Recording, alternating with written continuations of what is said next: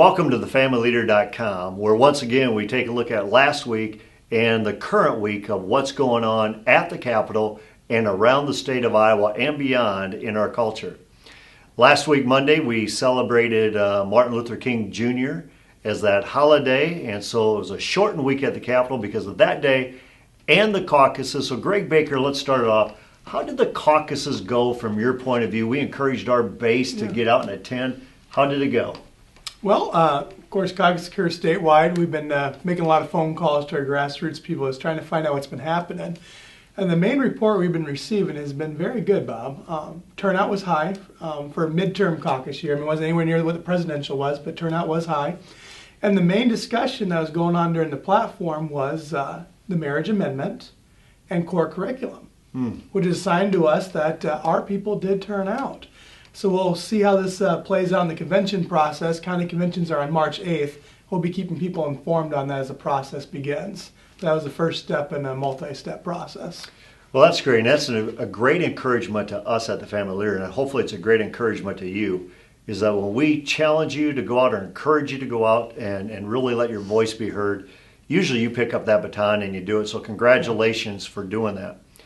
Danny and Chuck, short week at the Capitol, but yep. Danny, tell me any good things that came out of the Capitol this past week. We had quite a short week. Of course, a lot of those legislators were at their caucuses, and there were even some potential candidates at the caucuses. People are starting to take out papers, get their signatures on their petitions, so that was happening, which resulted, though, legislature just worked Wednesday and then a short day on Thursday. Had an interesting experience, though, last week. On Thursday afternoon, we were wrapping things up, and it was the final day for individual legislators to request a new bill. And I had some language on personhood that I wanted to see if we could get that in a bill form. So I took it into a legislator and presented it to him. And he looked at it and he said, "Danny, I think I like this, and I want to see something happen." But I said, "Would you do me a favor?" And I said, "Sure, what's that?" He said, "Would you just pray with me over this before I take this to have it drafted?" You know, Bob, I think that is the first time since I've been involved in state politics, going back to 1994, that a legislator has stopped me in the process of initiating a piece of legislation and asked if we could pray over it. And I'm kind of embarrassed to even admit that, but it was a neat reminder of John 15:5. If a man remains in me and I in him, he will bear much fruit. Apart from me, you can do nothing. And so that was kind of a neat way to wrap up last week. Very, very cool story, and especially on the sanctity of human life. But there's probably not a better time to say, let's stop and let's just pray over this bill at this point, as we know how close that is to God's heart. Talking about prayer, I had the opportunity to speak at Marshalltown this past week, yesterday and then on Saturday night, on the whole If 714 message. And we're going to be putting that message up on thefamilyleader.com as well in the next few days or weeks, and you'll be able to take a look at that message. If it's right for your church, we'd encourage you to give us a call, and we'd like to get to your church as well. But let's take a look at the week ahead. Greg, we got a rally coming up. Tell us about this rally. We do. It's our annual Life, Marriage, and Family Rally. We're going to be having it at the State Historical Society on Tuesday, January 28th. Which is tomorrow. Yes, that's correct. Tomorrow already. So we encourage everyone to come down. We'll be starting the State Historical Society, which is just directly west of the Capitol. And there's a parking garage right across the street. We have Joel Oster coming from Alliance Defending Freedom, discussing religious liberty, which I believe Chuck's going to be getting into with us today as well. And the big thing is going to be occurring after the rally, which will be finishing up at 11 o'clock. We're going to be sending everyone up to the State Capitol building. There's a shuttle service that goes from the historical building, takes you right to the Capitol in downtown Des Moines runs. And what we're encouraging everyone to do, and this is extremely crucial, Bob, so we're asking them to pray with their legislators, thank them for their service, encourage them and build them up. The Bible talks a lot about encouraging and building people up. And then they get an opportunity to then share the gospel with them. So many of our legislators in Des Moines do not know the Lord Jesus Christ. What a great chance is to be a light and just really witness in their lives. And the last thing, if there's time, then share some pro-family policy with them. But what we would really like to see at the family leader is no matter where you're at politically leanings or even religion, that you'd be excited when the family leader rally came up. Why? Because these are people that care about you, they love you, and they're actually interested in you and your life. And a lot of these legislators, different lobbyists will pull them out all the time saying we need money for this or we need a new program.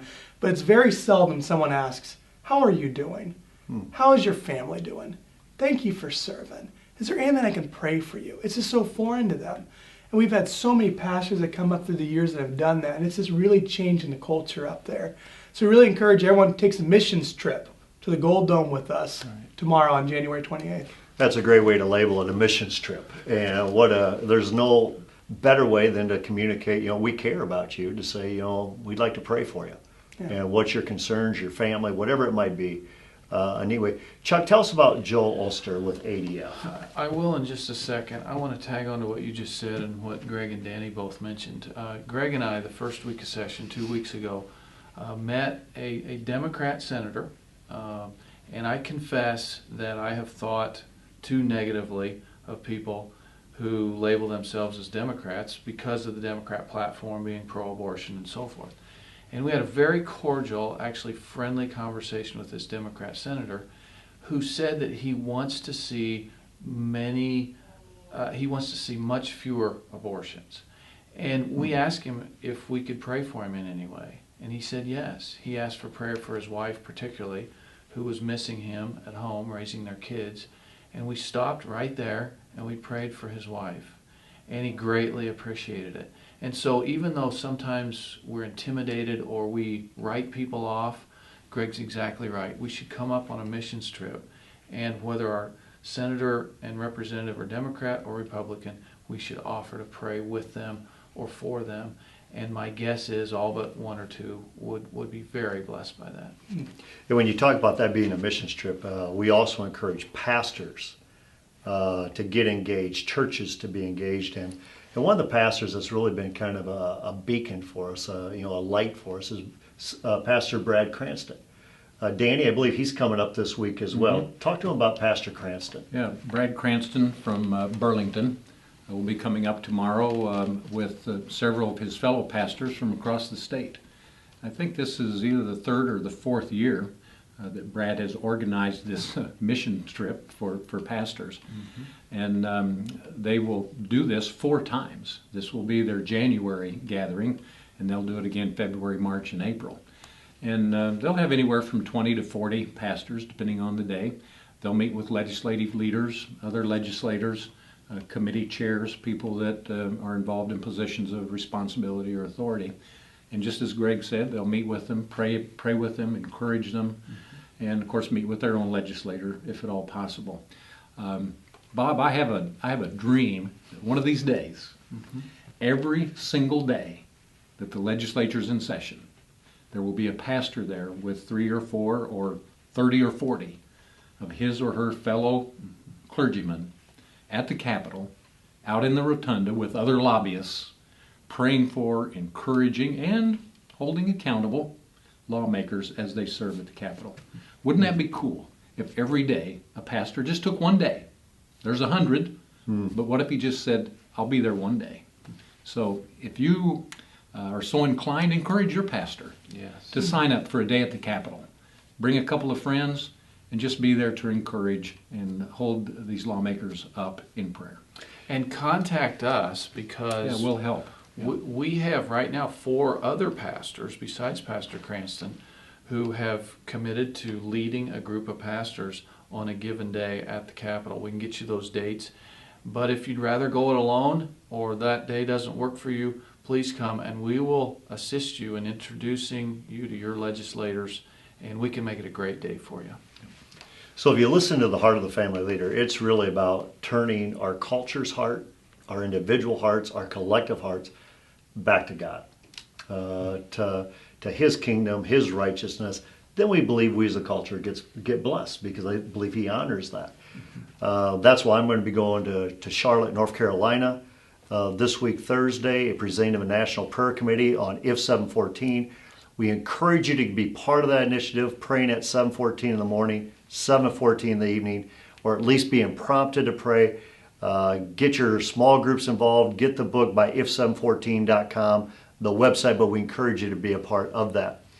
But as we wrap up here, real quick, final details on the rally tomorrow. What time should people arrive? Greg, what's the best time to arrive and where? Yeah, the rally starts at 10. I'd recommend people start coming in between 9:30 and 9:45. That ensures you get a decent parking spot and allows you to kind of get familiar with the area. And just remember, the State Historical Building is just directly west of the Iowa Capitol on Locust Street. And there's a parking garage right across the street on Grand Avenue. And Chuck, a few words on Joel Ulster. Why would they want to come and listen to Joel Ulster? He's a senior counsel for the largest religious liberty Christian organization in the country, Alliance Defending Freedom. Brilliant, godly man. And we have threats to religious liberty right here in Iowa. Yes, we He's do. going to address that. We've got a bill drafted to address that. He's going to help walk all the audience through what we need to do to support our First Amendment and to take ground back that's been given up. And one last thing that's kind of fun is some of you know that we do a Lead or Get Out of the Way segment every Monday night. So tonight I'll be doing another segment with Steve Dace. And we started a thing called Candidate Survivor. As you know, we get placed in the crosshairs in the state of Iowa. A lot of potential presidential candidates want to come here. The RNC put out a list of 32 potential Republican names who may want to run for president. Steve Dace and I have added 7 names to that list, so we have 39. I'd encourage you to go to thefamilyleader.com. You'll have a Candidate Survivor link there. Click on it. And what we want you to do is vote the candidate you would like to have removed off the list, removed off the island, so to speak. And then tune in and watch the email updates, tune in the podcast to find out how this is happening. But it's a fun way as we decide not to be a kingmaker, but to be a standard bearer. I hope you'll join us next week, Monday, as well, at thefamilyleader.com, where we take a look at this week and then the next week ahead. May God bless you, and may you be joining us in prayer at 7:14 in the morning and in the evening.